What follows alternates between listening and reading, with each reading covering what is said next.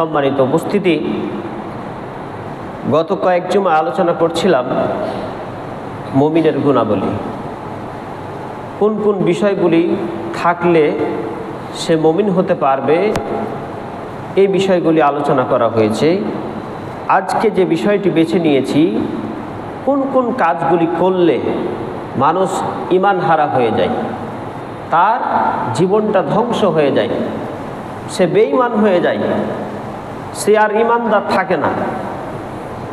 এমন কিছু বিষয়গুলো নিয়েই আজকে আমার খুতবাকে সাজিয়েছি। আল্লাহ যদি তৌফিক দান করেন, উক্ত বিষয়ের উপর আলোচনা করেই আমি আমার খুতবা এটি জানার চেষ্টা করব ইনশাআল্লাহুল আজিজ। ঈমান ভঙ্গের কারণ, এটা অত্যন্ত একটি গুরুত্বপূর্ণ বিষয়।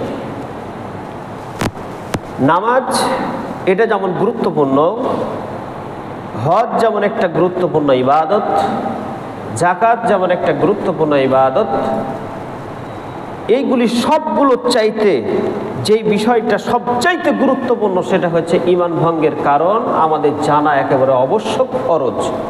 কেন ফরজ?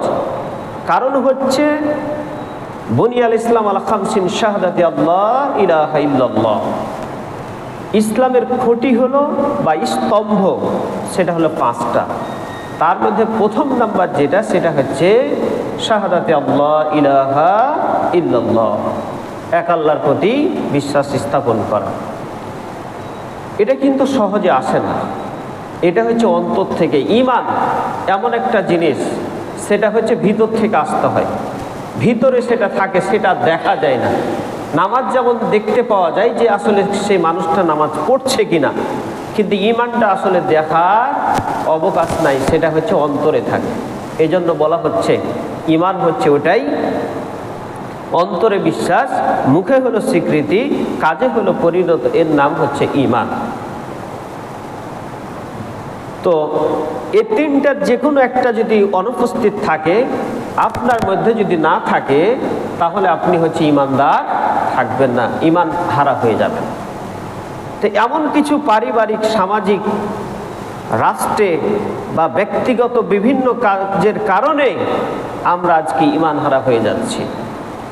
ঈমান হারা হওয়ার আরেকটা কারণ হচ্ছে, যেভাবে নামাজ ভঙ্গের কারণ আমরা অনেকেই জানি, উজু ভঙ্গের কারণ আমরা জানি, তারপরে গোসলের ফরজ বা এই সমস্ত সব কিছু আমাদের অনেকেরই জানা, কিন্তু দুঃখের বিষয় আমরা যেটা জানি না সেটা হচ্ছে ঈমান ভঙ্গের কারণ আমরা জানি না।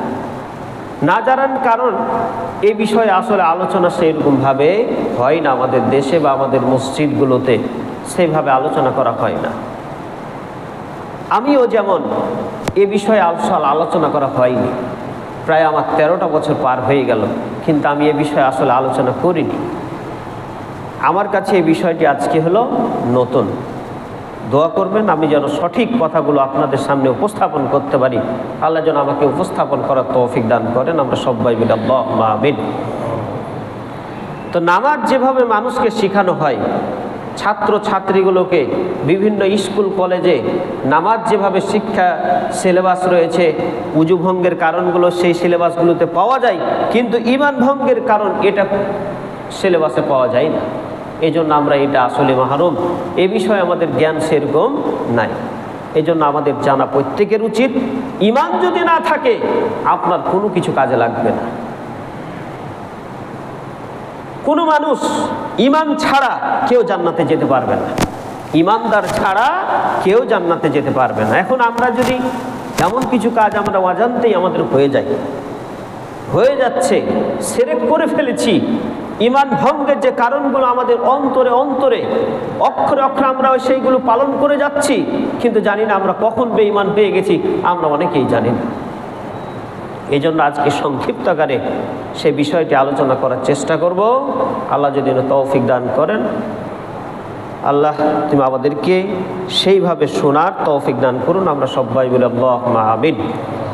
এরপরে মহান আল্লাহ তাআলা আমি যে আয়াতটি আপনাদের সামনে পরিবেশন করেছি, ওয়ালাকাদ বাআসনা ফি কুল্লি উম্মাতির রাসূলা আন ইবুদুল্লাহ ওয়াজতানিবুত তাগুত।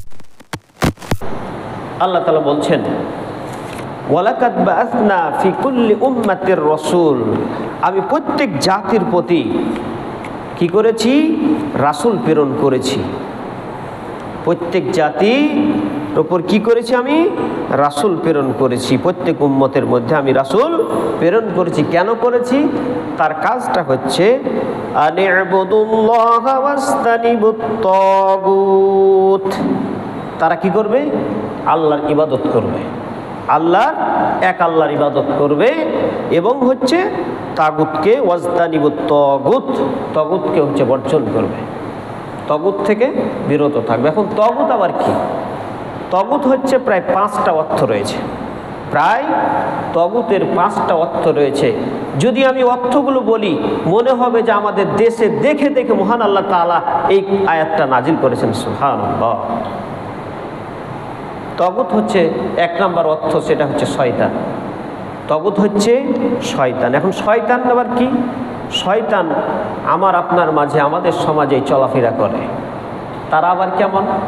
তারা হচ্ছে আপনার সাথে থেকেই কোরআন হাদিসের কথা বাদ দিয়ে অন্য খারাপ দিকে যে ধাবিত করে, যে নিয়ে যায়, আপনাকে ভালো দিক থেকে খারাপ দিকে যে নিয়ে যায়, সেই হলো শয়তান। আমাদের সমাজে এগুলো অহরহ দেখতে পাওয়া যায়। আপনি আছেন কোথায়? আমরা যাব কোথায়? এরকম মানুষ অনেক অনেক অনেক আছে। তাহলে শয়তান আমরা একটা বুঝলাম যে ভালো থেকে যে খারাপ দিকে নিয়ে যায়, সেটাই হলো শয়তান। আল্লাহ তাআলা সেটাই বলছেন, ওয়াজতানিবুত তাগুত, একে বর্জন করো। এই সব লোকগুলো তোমার সাথে যেন থাকতে না পারে, এই সব লোককে তুমি কোনো বন্ধুত্ব করিও না। আমাদের ওইগুলি হচ্ছে বন্ধু বেশি। এরপরে 2 নম্বর অর্থ হচ্ছে জালেম শাসক।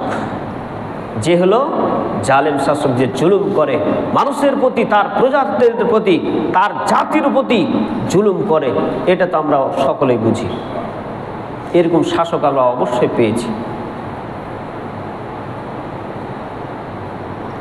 3য় অর্থ হচ্ছে মিথ্যা পীর ফকির। হাজার হাজার লক্ষ লক্ষ পীর বাংলাদেশে বসবাস করছে, আমরা সেটা দেখতে পাচ্ছি, জানতে পারছি। 4র্থ নাম্বার হচ্ছে মিথ্যা পীর ফকির এবং ধর্ম ব্যবসায়ী, যারা নির্বাচন আসলেই কি করে? আমাদের সমাজেই আমরা দেখতে পাই, জীবনে কোনোদিন তার মাথায় টুপি দেখতে পাওয়া যায় না, নির্বাচন আসলে মাথায় টুপি উঠে যায়। এরকম মানুষ আমাদের অনেক রয়েছে। রমজান মাস আসলে সে নামাজ পড়তেও আসে না, কিন্তু ব্যবসার জন্য ভালোভাবে ব্যবসা করবে, বেশি বিক্রি করবে, এই জন্য তার মাথায় টুপি উঠে যায়। অথচ সেই দিনও না সে নামাজ পড়তে আসে না। আপনি যাবেন কোথায়?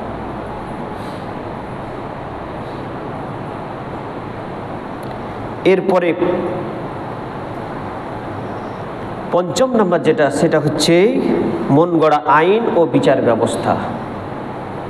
আজকে আমাদের দেশ কোরআন হাদিসের কথা মতো দেশ চালাবার কারো ইচ্ছা থাকে না। ব্রিটিশরা, তারপরে যুক্তরাষ্ট্র যে বিধান দিয়ে দিয়েছে, সেটাই আমরা মনে করি যে এটাই আমাদের কাছে সবচেয়ে এখন বেস্ট, আমরা সেটাই মেনে নিয়েছি। তাহলে তাগুতের এই হলো 5টা অবস্থা। যারা কোরআন হাদিসের বাইরে বিচার ব্যবস্থা করে, এটাই হচ্ছে তাগুত। আল্লাহ তাআলা সেটাই বলেছেন, ওয়াজতানিবুত তাগুত, তোমরা কি করো? তাগুতকে বর্জন করো। আরও অনেক অর্থ রয়েছে। প্রথমত এই 5টা হলো অর্থ। এটা আমরা পাবো কোথায়? সূরা নাহল আয়াত নাম্বার 36। সূরা নাহল আয়াত নাম্বার 36, এখানে যদি আমরা সেই ব্যাখ্যাটি দেখি, আমি যে কথাগুলো বললাম ইনশাআল্লাহ সেইগুলি আমরা পেয়ে যাব। তা আল্লাহ তাআলা প্রত্যেক জাতির প্রতি নবী রাসূলকে পাঠিয়েছিলেন।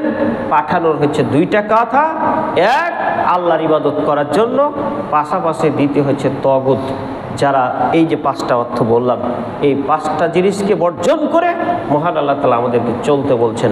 আমরা যদি চলতে না পারি, আমরা ঈমান হারা হয়ে যাব, ঈমান আমাদের থাকবে না। আমরা কখন বেঈমান হয়ে গেছি আল্লাহু আ'লাম। তাহলে অনেকগুলো কারণ রয়েছে, তার মধ্যে কয়েকটি উল্লেখযোগ্য যে কারণগুলি পাওয়া যায় তার মধ্যে এক নাম্বার হচ্ছে আশিরকু বিল্লাহ, আশিরকু ফি ইবাদাতিল্লাহ। এক নাম্বার হচ্ছে শিরক। আমরা আজকে শিরকের সাথে অনেকভাবে জড়িত। শিরক হচ্ছে সবচেয়ে বড় জুলুম। ইন্না শিরক লা তুশরিক বিল্লাহ ইন্না শিরক লা যুলমুন আযীম। তোমরা শিরক করিও না, শিরক হচ্ছে মহান আল্লাহ তাআলার কাছে সবচেয়ে জুলুম। আমরা ইবাদত করতে গেলে শিরক, রাস্তায় চলতে গেলে শিরক, শিরকের অভাব নেই। যেখানে সেখানে আমরা শিরক করে ফেলি। পীর আউলিয়া এই জায়গাগুলোতে বিভিন্নভাবে তাদের এখানে গিয়ে সিজদা দেওয়া, তাদের কাছে সাহায্য চাওয়া, তাদের কাছে কোনো নজর মানা, তারপরে মোরগ, গরু, ছাগল, একটা গাড়ি কিনেছি, সেখানে গিয়ে আগে বাবাকে দেখিয়ে আসি। পীরের সেই আশেপাশে গেলে গাড়ির মানে হচ্ছে যে গতিটা কমিয়ে দেয়, কারণ পীর যদি কি করে রেগে যায় তাহলে আমার গাড়ির ক্ষতি হয়ে যাবে। এরকম বিশ্বাসযোগ্য মানুষ অনেক রয়েছে। আমরা শিরক আমাদের ভিতরে এমনভাবে ওতপ্রোতভাবে জড়িত যে আমরা শিরক থেকে বেঁচে থাকতে পারি না। শিরকটা হচ্ছে সূক্ষ্ম। আপনার শরীর দিয়ে একটা পিঁপড়া যদি হাঁটে অনেক সময় বোঝা যায় না, ঠিক শিরক হচ্ছে এরকম। আপনার রন্ধে রন্ধে শরীরে, কাজে, কর্মে, উঠাতে বসাতে, আকীদাগত, বিশ্বাসযোগ্য, এই সব কিছু কর্মগত সব দিক থেকে কোন দিক থেকে শিরক যে আমাদের সব কিছু জড়িত আমরা টেরই পাই না।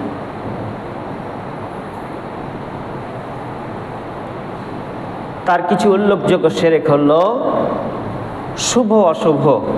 বাড়ি থেকে বের হলেন, রাস্তায় বের হয়েই পায়ে হোঁচট লাগলো, আজকের ভবিষ্যৎটা আজকে ভালো হবে না। এরপরে সকালবেলায় ঝাড়ু, এরপরে দেখা যায় বিয়ে শাদিগুলো সব সময় দেখা যায় বৃহস্পতিবার আর শুক্রবার বিয়ে শাদী হয়, শনিবার বিয়ে শাদী হয় না, আমরা দেখতেই পাই না। কেন? শনিবার হচ্ছে অমঙ্গল মনে করা হয়। বিয়ে যখন মোহরানা ঠিক করে, মোহরানা ঠিক করার পরে বলে 15,501 টাকা, 1,01,001 টাকা, 501 টাকা, 51 টাকা, মানে 1 টাকা 51 টাকা, এগুলো নির্ধারণ না করলে মনে হয় যে মোহরটাই হলো না। আরে সোজাসুজি করছে, এটা কি মোহর হলো নাকি? যদি আপনার এই বিশ্বাসটা হয় যে 1 টাকা 51 টাকা 1,001 টাকা এগুলো নির্ধারণ না করলে অমঙ্গল হবে, তাহলে আপনি সাথে সাথে আপনার বেঈমান, আপনার ঈমানই থাকবে না। অত সোজা না। আমরা এখানে যাচাই যদি করতে যাওয়া যায়, অনেক মানুষের মোহর ওভাবেই নির্ধারণ আছে, 1 টাকা 51 টাকা আছেই। কেন যে দেয় আল্লাহু আলাম। যদি ওটা মনে হয় তাহলে আপনি একবার শেষ।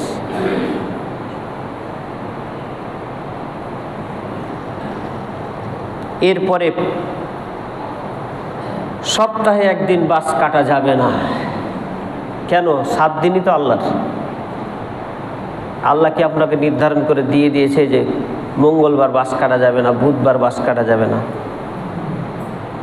এমন কিছু এলাকা আছে আপনি যদি লক্ষ টাকা দেন, 1000 টাকাও দেন, সেই দিন আর বাস কাটবে না। ও বলে যে না, আজকে বাস কাটা যাবে না, নিষেধ। সেদিন যদি মারা যায় কি করবেন আপনি বলেন তো?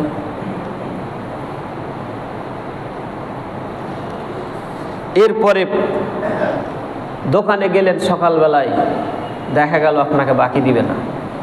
ওই যে আপনি প্রথম কাস্টমার, যদি বাকি দিই সারাদিন আমার বাকি চলবে, আমি বাকি দিব না ভাই, আপনি একটু ঘুরে ফিরে আসেন। এরকম বিশ্বাস অনেকের আছে। দোকান খোলার সাথে সাথে যদি ঝাড়ু না দেয়, পানি না দেয়, অনেক দোকানদার আপনাকে জিনিস দিবেন না। এইগুলি হচ্ছে শিরক। এইগুলি যদি আপনার অভ্যাস থাকে, আপনার ঈমান শেষ, চলে গেছে আপনার ঈমান, আপনার ঈমান নেই, আপনি বেঈমান হিসাবে রয়েছেন এখন। এরপরে গণকের কাছে গিয়ে বললে, দেখো তো আমার ভাগ্যটা কি রয়েছে। তোতা পাখির কাছে গেল, তোতা পাখিকে বলছে, দেখো তো আমার এই ভাগ্যটা কি রয়েছে। আবার হাতের রশি দেখে বলছে যে তোমার ভাগ্যে খারাপই রয়েছে। তোমার নিজের ভাগ্যে কি রয়েছে তুমি নিজেই বলতে পারবে না, আর তুমি হচ্ছে অন্যের ভাগ্যের কথা বলতে যাচ্ছ।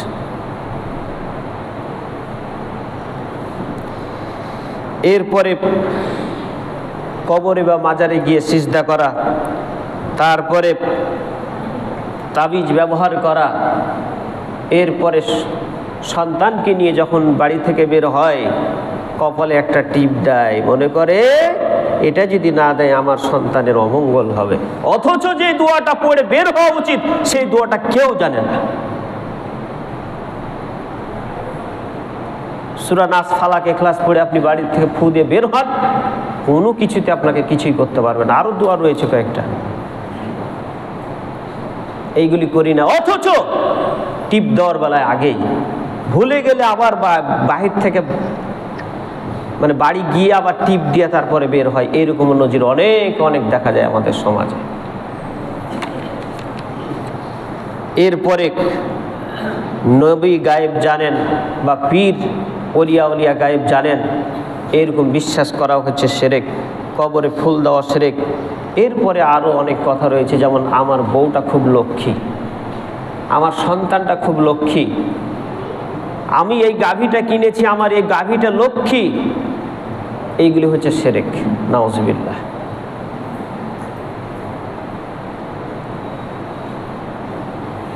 আমার সন্তান, আমার বউ, আমার গাভী, এই গাড়িটা, এইগুলি হলো সবই শিরক। এরপরে হাঁড়ি পাতিল পড়ে গেলে বলে যে হ্যাঁ আজকে মেহমান আসবে। কাক যদি ডাকে তাও মেহমান, কেউ মারা গেছে এই জন্য কাক ডাকছে।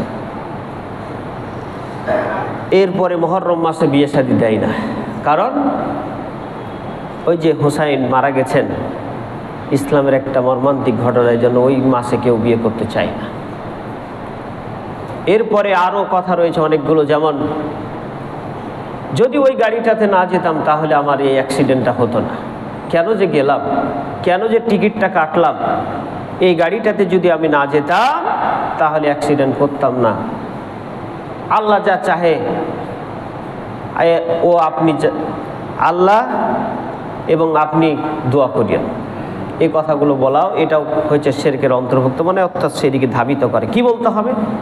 আল্লাহ যা চেয়েছেন এবং আপনাদের দোয়াই, তারপর আপনাদের দোয়াই, এই তারপর কথাটা লাগাতে হবে, এবং ও সমকক্ষ হয়ে যায়, এবং ও এটা হচ্ছে সমকক্ষ, অর্থাৎ এটা ওটা সমান হয়ে যায়। কি বলতে হবে? আল্লাহর দোয়াই, তারপর আপনাদের দোয়াই, তারপর কথাটা উল্লেখ করতে হবে। যদি না করি তাহলে শিরকের দিকে ধাবিত হয়। আর যদি বলা আমাদেরকে ছেড়ে দিতে হবে, যদি ওই গাড়িটাতে না চড়তাম, যদি ওই জিনিসটা না কিনতাম, ওই বাড়িটা যদি ক্রয় না করতাম, আমি আজকে এই আমারটা দেখতে হতো না। কি বলতে হবে? আল্লাহ যা চেয়েছেন তাই হয়েছে। যদি বাদ দিয়ে কি বলতে হবে? আল্লাহ যা চেয়েছেন তাই হয়েছে, এটা বলতে হবে। কখনোই যদি শব্দ আপনার উল্লেখ করবেন না, যদি করেন তাহলে এটা হচ্ছে শিরক হয়ে যাবে। আল্লাহ যা চেয়েছেন তাই হয়েছে, আমাদেরকে এই কথাগুলি বলতে হবে। আর অনেক শিরক রয়েছে, আল্লাহ যেন আমাদেরকে এই কথাগুলো থেকে বিরত থাকার তৌফিক দান করেন। আমরা সবাই বলি আল্লাহুম্মা আমিন। শিরক যে কত বড় পাপ, মহান আল্লাহ তাআলা বলছেন যে ইন্নাল্লাহা লা ইয়াগফিরু আন ইউশরিকা বিহি ওয়া ইয়াগফিরু মা দুনা যালিকা লিমান ইয়াশা ওয়া মা ইউশরিক বিল্লাহি ফাকাদ দাল্লা দালালাম বাঈদা। হে পৃথিবীর মানুষ, ইন্নাল্লাহা লা ইয়াগফিরু, নিশ্চয় আল্লাহ তাআলা ক্ষমা করেন না শিরকের গুনাহ, এছাড়া যাকে ইচ্ছে তিনি অন্য যতগুলো পাপ রয়েছে তিনি ক্ষমা করে দিতে পারেন। ওয়া মা ইউশরিক বিল্লাহ, যে ব্যক্তি শিরক করবে সে হচ্ছে ফাকাদ দাল্লা দালালাম বাঈদা, সে হতে সুদূর প্রসারী, অর্থাৎ আল্লাহ তাকে কাছে নেবেন না, অর্থাৎ সে দূরে। এই কথাটা সূরা নিসা আয়াত নম্বর 116-তে সে কথাটি রয়েছে। এরপরে আল্লাহ তাআলা আরো বলেন, ইন্নাহু মান ইউশরিক বিল্লাহি ফাকাদ হারামাল্লাহু আলাইহিল জান্নাহ ওয়া মাওয়াহুন নার ওয়া মা লিয-যালিমিনা মিন আনসার। আল্লাহ তাআলা বলেন, ইন্নাহু মান ইউশরিক বিল্লাহ, যে ব্যক্তি আল্লাহর সাথে শরীক করে, ফাকাদ হারামাল্লাহু আলাইহিল জান্নাহ, তার জন্য জান্নাত হারাম। তার জন্য জান্নাতটাই হারাম, অর্থাৎ জান্নাতে যেতে পারবে না। ওমা ওয়াহুন্নার, তার ঠিকানা হচ্ছে জাহান্নাম। ওমা লিয-যালিমিনা মিন আনসার, এবং তার সাহায্যকারী কাল কিয়ামতের মাঠে কেউ হবে না। তাহলে তার ঠিকানা হচ্ছে জাহান্নাম, আর সে জান্নাতে কখনো যেতে পারবে না, এবং কাল কিয়ামতের মাঠে তার সাহায্যকারী কেউ হবে না। এরপরে নবী করিম সাল্লাল্লাহু আলাইহি ওয়াসাল্লাম বলেন, মান মাতা ওয়া হুয়া ইয়াদু মিন দুনিল্লাহি নিদ্দান দাখালান নার, যে ব্যক্তি আল্লাহর সাথে কাউকে শরীক করা অবস্থায় মৃত্যুবরণ করবে, শিরকের গুনাহ করে মারা গেল, আল্লাহর কাছে ক্ষমা নিল না, দাখালান নার, তার ঠিকানা হচ্ছে জাহান্নাম। হাদিসগুলো সহিহ হাদিসে রয়েছে। অতএব আমাদেরকে উক্ত কথা থেকে বেঁচে থাকতে হবে। আল্লাহ তুমি আমাদেরকে বেঁচে থাকার তৌফিক দান করুন। আমরা সবাই বলি আল্লাহুম্মা আমিন। আলা উনাব্বিউকুম বিআকবারিল কাবায়ের, আল্লাহর কাছে সবচাইতে বড় 4টি গুনাহ হচ্ছে, কুলনা ইয়া বালা ইয়া রাসূলুল্লাহ, হে আল্লাহ রাসূল সেইগুলি কি কি? নবী করিম সাল্লাল্লাহু আলাইহি সাল্লাম বললেন, আল ইসরাকু বিল্লাহ ওয়া উকুকুল ওয়ালিদাইন ওয়া কতলুন নাফস ওয়া ইয়ামিনুল গুমস। 4টা পাপ হলো সবচেয়ে বড় পাপ। তার মধ্যে 1 নাম্বার যেটা রয়েছে সেটা হচ্ছে শিরকের পাপ, দ্বিতীয় হচ্ছে পিতামাতার অবাধ্য, তৃতীয় হচ্ছে ওয়া কতলুন নাফস, অন্যায়ভাবে কোনো মানুষকে হত্যা করা, চতুর্থ নাম্বার হচ্ছে মিথ্যা শপথ করা। এই 4টা হলো বড় বড় পাপ, আকবারুল কাবায়ের, সবচাইতে বড় পাপের এই 4টা। এরপরে নবী করিম সাল্লাল্লাহু আলাইহি সাল্লাম আরেকটি হাদিসে বলছেন, মান লাকিয়াল্লাহ লা ইউশরিক বিল্লাহ শাইয়ান দাখালাল জান্নাহ ওয়া মান লাকিয়া ইউশরিক বিহি দাখালান নার, যে ব্যক্তি আমার সাথে সাক্ষাৎ করলো, মৃত্যুর সাক্ষাৎ করলো, কিন্তু সে শিরক করেনি, আল্লাহ অবশ্যই তাকে জান্নাত দিবেন। আর যে শিরক করেছে তার ঠিকানা হলো জাহান্নাম। এজন্য আমরা চেষ্টা করব শিরক যে পাপগুলি রয়েছে অবশ্যই জেনে আমরা যেন শিরক মুক্ত জীবন অতিবাহিত করে আল্লাহর সাথে সাক্ষাৎ করতে পারি। আল্লাহ সেই তৌফিক তুমি আমাদেরকে দান করুন। সকলে বলুন আল্লাহুম্মা আমিন। এত সাবধান বাণী নবী করিম সাল্লাল্লাহু আলাইহি সাল্লামকে মহান আল্লাহ তাআলা বলছেন, লাইন আশরাকতা লা ইয়াহবাতান্না আমালুক, হে নবী তুমি যদি শিরক করো আমি তোমার আমলকে সবগুলো বাতিল করে দেব। সুবহান, কি কঠিন কথা, যার দ্বারা শিরক হওয়া অসম্ভব, নবীকে যদি আল্লাহ তাআলা এইভাবে কঠিন বাণী উচ্চারণ করতে পারেন যে তুমি যদি শিরক করো তাহলে আমি তোমার আমল সব বাতিল করে দেব।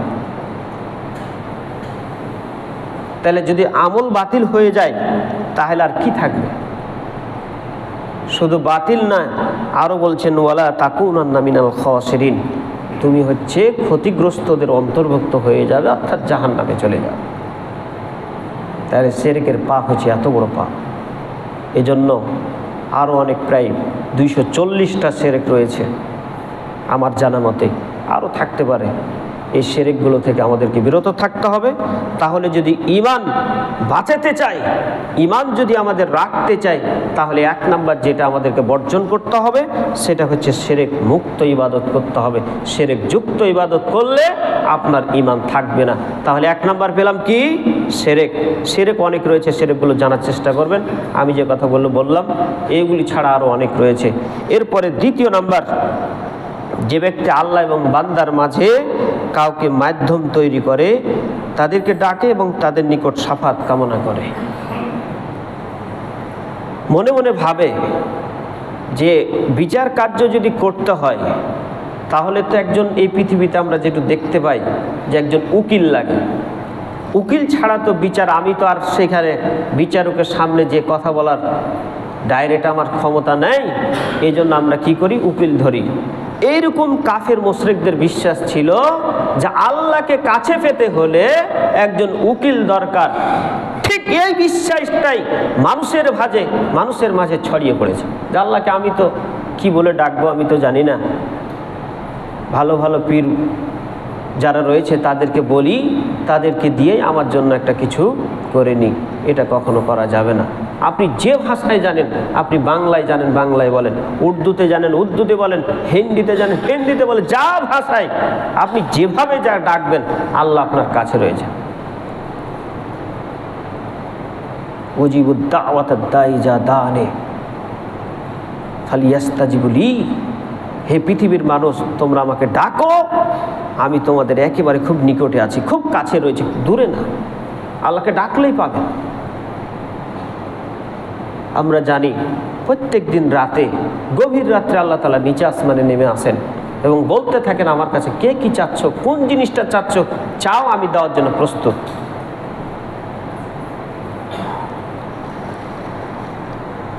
আল্লাহ তাআলা বলেন, قل لله شفاعة جميعا له ملك السماوات والأرض। قل বলো, লিল্লাহি, আল্লাহ, শাফাআতুন, একমাত্র অধিকারী হচ্ছেন আল্লাহ। সুপারিশ করার কারো ক্ষমতা নাই, এমনকি নবীগণের পর্যন্ত মহান আল্লাহর কাছে সুপারিশ করার ক্ষমতা নাই, যদি না আল্লাহ তাকে দায়িত্ব দেন। কোনো নবী পারবে না, একমাত্র আমাদের নবী হযরত মুহাম্মদ সাল্লাল্লাহু আলাইহি সাল্লাম, তিনি আল্লাহর কাছে সুপারিশ করতে পারবেন। এমনকি নূহ নবী, আদম আলাইহিস সালাম, তাদের কাছে সকল মানুষ বিচারের অপেক্ষায় থাকতে থাকতে পেরেশান হয়ে যাবে।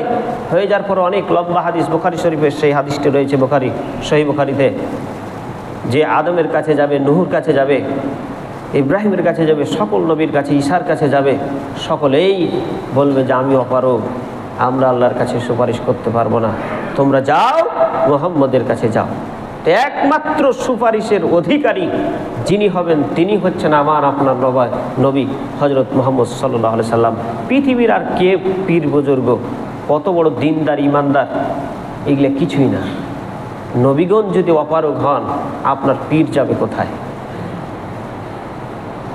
সে কথাটা বলছেন, কুল লিল্লাহি শাফাআতুন জামিয়া লাহু মুলকুস সামাওয়াতি ওয়াল আরদ। আসমান এবং জমিনের মাঝে একমাত্র সুপারিশের কর্তৃত্ব, অধিকার, ক্ষমতা একমাত্র আল্লাহ, আর কারো নাই। আল্লাহ যাকে দিবেন সেই হচ্ছে ক্ষমতা রাখবে। আল্লাহ তাআলা আরো বলেন, ওয়া ইয়াবুদুনা মিন দুনিল্লাহি মা লা ইয়াদুররুহুম ওয়া লা ইয়ানফাউহুম ওয়া ইয়াকুলুনা হাউলা ইসফাউনা ইনদাল্লাহ। তোমরা যাকে ডাকো, সেই প্রভু, সেই পীর, সেই বুজুর্গ না তার নিজের ক্ষতি করতে পারে, না উপকার করতে পারে। তার যদি ক্ষতি হয়ে যায়, তার ক্ষমতা নাই ভালো করার, আর তাকে তোমরা ডাকছো, তাদের কোনো ক্ষমতা নাই। এবং এটাই জিনিস মনে রাখতে হবে, আল্লাহ যার মঙ্গল চান, পৃথিবীর সমস্ত মানুষ যদি একত্রিত হয়ে তাকে ক্ষতি করার চেষ্টা করে, ক্ষতি করতে পারবে না। আর আল্লাহ যদি অকল্যাণ চান, পৃথিবীর সকলে মিলে তার কল্যাণ করতে পারবে না। এটাই হচ্ছে ইমানদারের একজন খাঁটি ইমানদার, তাদের হচ্ছে দায়িত্ব। তাহলে আমরা দ্বিতীয় নাম্বার যেটা পেলাম, সেটা হচ্ছে কারো ক্ষমতা নেই, একমাত্র ক্ষমতা হচ্ছে আল্লাহর। সুপারিশ করারও ক্ষমতা একমাত্র আল্লাহর। মাধ্যম হিসাবে কাউকে নির্ধারণ আমরা করব না। যদি করি বা বিশ্বাস করি যে বিচারকের কাছে যেমন যাওয়া যায় না, একজন উকিলের প্রয়োজন, আল্লাহর কাছে আমি একজন নগণ্য বান্দা কিভাবে যাব, এরকম বিশ্বাস করলেই আপনার ঈমান চলে গেছে। এরপরে তৃতীয় নাম্বার হচ্ছে, যদি কোনো মুসলিম ব্যক্তি মুশরিকদেরকে কাফের মনে না করে, অথবা তাদের কুফরির ব্যাপারে সন্দেহ পোষণ করে, অথবা তাদের মতবাদ সমূহ সঠিক মনে করে, অর্থাৎ স্পষ্ট যারা কাফের, যারা মুশরিক, তাদের এমন কিছু কর্মকাণ্ড দেখলেন, দেখার পর মনে হলো যে না, এরা খুব ভালো, এই লোকটা আমার কাছে খুবই ভালো। একজন হিন্দুকে দেখলেন, হিন্দু এমন কিছু ভালো কাজ করেছে, ওই না জি এই লোকটা ভালো জি, সন্দেহ করলেন। এই সন্দেহ করলে আপনার ঈমান চলে গেছে, সন্দেহ করা যাবে না। আল্লাহ তাআলা বলেই দিয়েছেন কি, যে ইন্নামাল মুশরিকুনা নাজাসুন, যত পৃথিবীতে মুশরিক আছে, কাফের আছে, সবাই হচ্ছে অপবিত্র। ও যতই ভালো কাজ করুক, যতই সমাজ সেবামূলক কাজ করুক না কেন, আপনাকে কখনোই তার ব্যাপারে সন্দেহ পোষণ করা যাবে না যে না, লোকটার ব্যাপারে একটু আছে, লোকটা খুব ভালো, এটা বলাই যাবে না, একেবারে নিষেধ। সেই কথাটা পাবেন কোথায়? সূরা তাওবা আয়াত নম্বর হচ্ছে 28, 9 নম্বর সূরা আয়াত নম্বর হচ্ছে 28। সন্দেহই করা যাবে না। তারাই হচ্ছে আমাদের সবচেয়ে খাঁটি বন্ধু। মুসলমানকে আমরা বন্ধু হিসেবে গ্রহণ করতে চাই, তাদের কাছেই ভালো লাগে, তাদেরকেই ভালো লাগে। একটা জিনিস মনে রাখবেন, আল্লাহ তাআলা বলে দিচ্ছেন যে কখনোই তাদেরকে বন্ধু হিসেবে গ্রহণ করিও না। যদি তুমি গ্রহণ করো, তারা জীবনে তোমাকে অন্তরঙ্গ বন্ধু হিসাবে গ্রহণ করবে না, করবে না, করবে না, করবে না। কখন করবে? যখন পুরাপুরি তুমি তার দিকে, তার ধর্মের দিকে চলে গেছো, তখন তারা করবে। তার আগা পর্যন্ত করবে না। এটা হচ্ছে আল্লাহ তাআলার কথা, আমার কথা নয়। আল্লাহ তাআলা আর বলেন, ইন্নাল্লাহা বারিউম মিনাল মুশরিকিনা ওয়া রাসূলুহু, আল্লাহ এবং তার রাসূল মুশরিকদের থেকে মুক্ত। এটাও হচ্ছে সূরা তাওবা আয়াত নম্বর 3। এরপর আল্লাহ তাআলা বলেন, ইন্নাল্লাযীনা কাফারু মিন আহলিল কিতাবি ওয়াল মুশরিকিনা ফি নারি জাহান্নাম খালিদিনা ফিহা, নিশ্চয় আহলে কিতাবদের মধ্যে যারা কুফরি করেছে এবং শিরক করেছে, তারা চিরস্থায়ী হলো জাহান্নাম। একদিন দুই দিন না, তারা চিরস্থায়ী, তারা জাহান্নাম যাবে। তারা যতই সমাজসেবামূলক কাজ করুক না কেন, আর আপনি তাদেরকে যদি কাফের মনে না করেন, আপনিও হয়ে যাবেন কাফের। এই কথাটা কঠিন কথা। তারা একেবারে কাফের, তারা চিরকাল জাহান্নামে যাবে।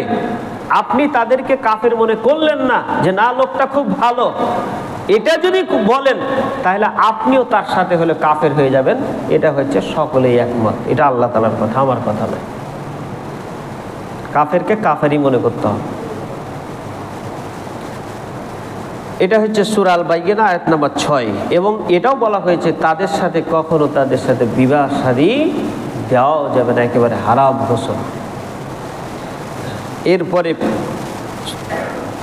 সময় শেষ হয়ে গেছে, আর একটা কথা বলে আমি আমার কথা ইতি টানার চেষ্টা করব। চতুর্থ নাম্বার যেটা, সেটা হচ্ছে যদি কোনো মুমিন মুসলিম নবী করিম সাল্লাল্লাহু আলাইহি সাল্লামের দেখানো পথ ব্যতীত অন্য কোনো পথ পরিপূর্ণ অথবা ইসলামী হুকুমত বা বিধান ব্যতীত অন্য কারো তৈরি হুকুমত উত্তম মনে করে, আল্লাহ তাআলা যে বিধান দিয়ে দিয়েছেন সেটার বিপরীতে এমন কিছু কথা, এমন কিছু কাজ মনে করলো যে এই পৃথিবীতে, ধরেন একটা পর্দার বিধান, মনে করলো যে এই পর্দার বিধানটাকে আর এই যুগে চলে, এটা একটা মহিলাদের প্রতি একটা বর্বরচিত আইন। এরপরে চোরের হাত কাটা, এটা কি আর এই যুগে চলে?